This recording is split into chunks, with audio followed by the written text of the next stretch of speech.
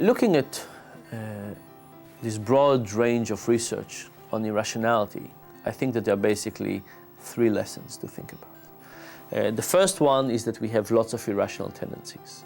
We talked about a few, there are many more. The second one is that not only do we have irrational tendencies, but we are blinded to them. We don't see how they operate on us. They don't see how they influence every aspect of our day.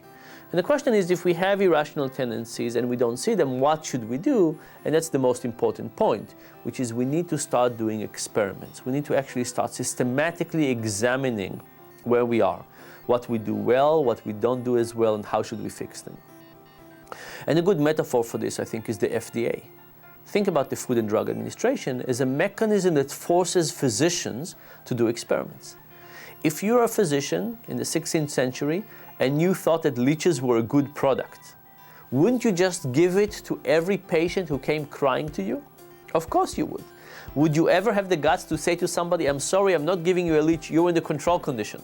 I want to see how this works out. No, you would have a strong intuition about how something works, and you would want to work on your intuition because you would think that this is the best approach right now.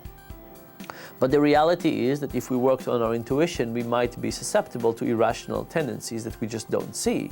And we might do it over and over and over.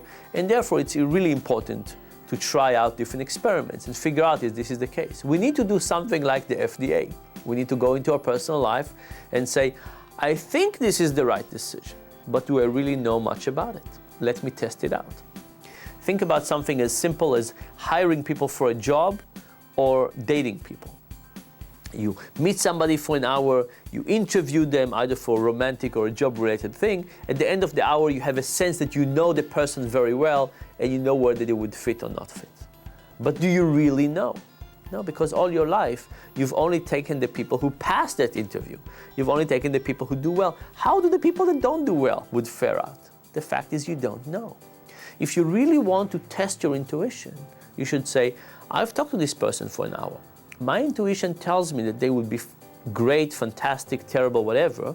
Let me try to see whether my intuition is correct.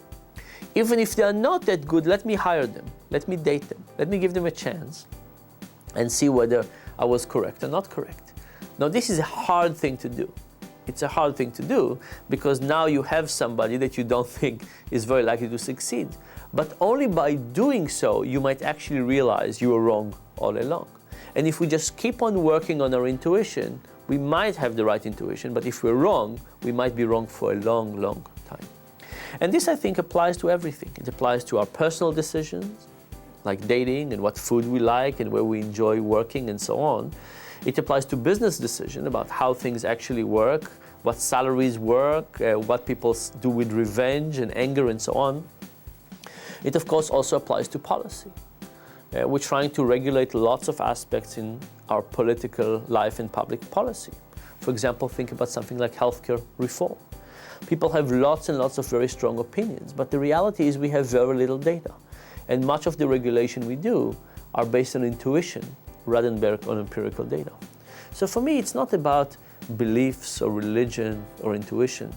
The reality is that we all need to be more social scientists, and we need to increase more science in our daily life, not just in academic research.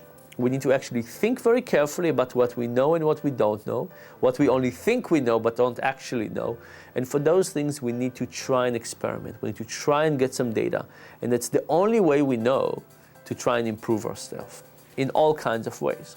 And that's the hope, that if anything comes out from behavioral economics, from kind of improving our lives, it will be about understanding exactly where we function well and don't, and try to understand how to improve the cases where we don't behave as well.